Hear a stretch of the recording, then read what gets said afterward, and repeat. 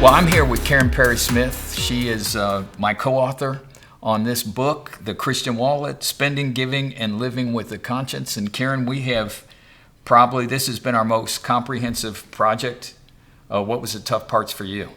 Well, not too long ago, I finished my MBA program, and of course that required a great deal of research and study, and I felt like putting this manuscript together was almost doing MBA work. It took a lot of research and a lot of soul searching to make it happen. Well, Carolyn, she's been reading this at home. It's been out about 4 months now, and she tells me that she can only to really comprehend it and take it into her soul, she can only do like one chapter at a time. So we've written some easier stuff before that you can read in about 4 hours. But I even find myself going back to this.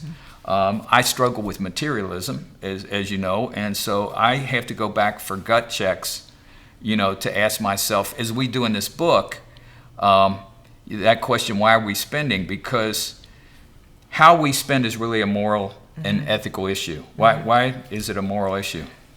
Well, first of all, you really see where your priorities are at when you look at two different things. One is, of course, your calendar, or your Outlook calendar in my case. Where are you putting your time? That's a limited resource. The other limited resource, of course, we have are our finances. And so our checkbook or our online banking account is really showing the priorities of our heart.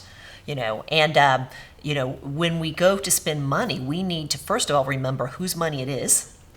We need to ask why we're really spending it. And is our spending in alignment with what God would have us do with those funds? What if it's God's money, then what are God's priorities? Right. So that's what makes money a moral issue, what we're doing with money.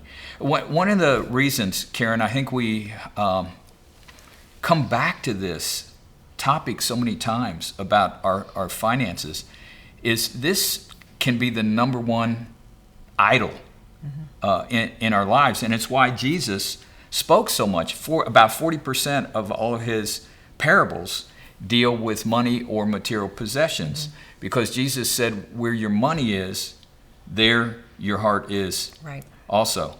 Now, Karen, you really did with the survey, you got into a research that you involved, you asked about 600, I think, 500, and how many do you remember? 500? I don't remember the exact number, but that's about right. Close to 600 people.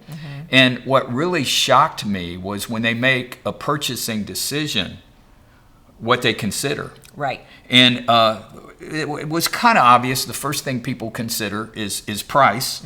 75% of people said the first thing number one, 75% said was price. I think what shocked me the most was only about 5% of the folks, less than 5%, 4.8% of the people think about the wages and treatment of workers in what they're purchasing, right? Right. And also very few take into consideration the environmental impact, or the devastation that might be created by our overconsumption of certain products. You said you struggle with materialism, and of course I'm sure that I do too to a certain extent, but I also struggle with the issue of being cheap.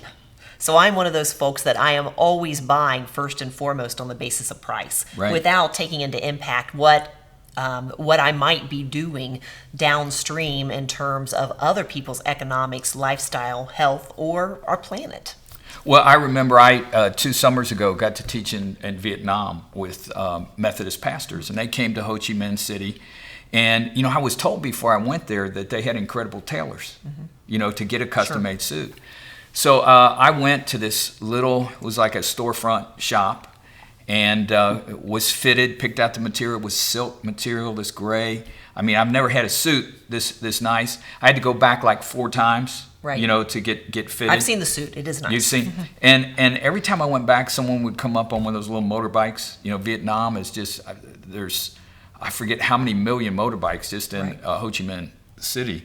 And someone would get off and bring it in, fitting, and then take off again on the bike. And I remember coming back, because normally here at church, Gainsborough Church, I just wear jeans, flip-flops on weekends when I teach. But we had a funeral. And so I had this suit on, and I said to one of our young staff, I said, well, look at this suit, man. It fits like a glove. It's a silk suit. I only paid $200 for this suit. And they asked the question, well, could it be that it was done by... like slave labor. Slave labor, or children. Right. And the statistics that we uncovered in this book is the International Labor Organization estimates that 20.9 million people are victims of forced labor globally, almost 21 million people, and 5.5 million are children forced.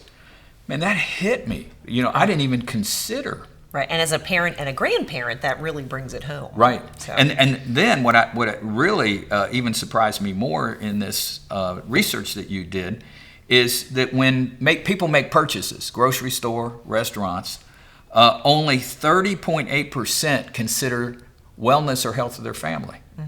So there's no wonder that type 2 diabetes, America leads the nation. And as we uncovered, 60-some% of us are overweight, and it's even worse amongst clergy in our country, almost 79% of clergy. So that really impacts how we spend our money, because it's easier, you go to a fast food restaurant, what's on the dollar menu? It's not the healthy salads. Right.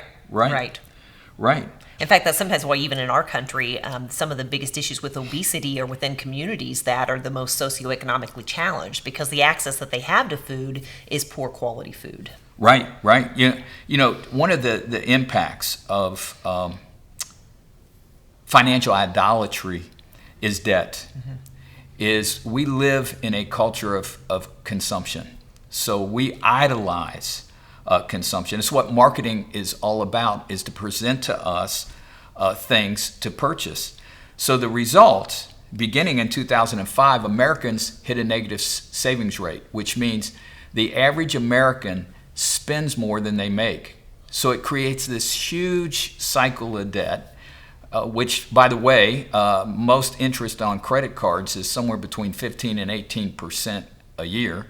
By no means do I get that on my savings account, which is still under 1%. So instead of being co-creators with God, that's what we're created to be and called to be as followers of Jesus, co-creators, then we're always working today to pay the past. So we have to make this shift, this ethical and moral shift from consumption, in this culture of consumption, to really being co-creators with God. And the only way we can do that is to spend less than we earn, and really, which is tough. I mean, I get kicked in the behind on this one all the time, is to live simply so other people can simply live. And it's also improving the quality of your own life. I mean, look at how many marriages fall into destructive conversations and conflict, over money. And a lot of it does have to do with that debt burden. I know when I was researching the book that as far as households in the United States that carried unsecured debt, the average was over $15,000. And that's just a remarkable number. What's interesting is that during 2007, 2008, following the Great Recession, folks actually got better, both about their savings and also eliminating debt. But after the worst of that crisis passed, it's continued to escalate again. I read one number that in this country right now, consumer debt equals $3.2 trillion. Whoa. And that's just a number I can't even begin to wrap my brain around. Right. One of I just came back from Dallas last night, where I was working with next generation leaders, with Leadership Network in Dallas, Texas. And we were talking about the importance of investment, continual investment, which we talk about in this book, to start as soon as you can.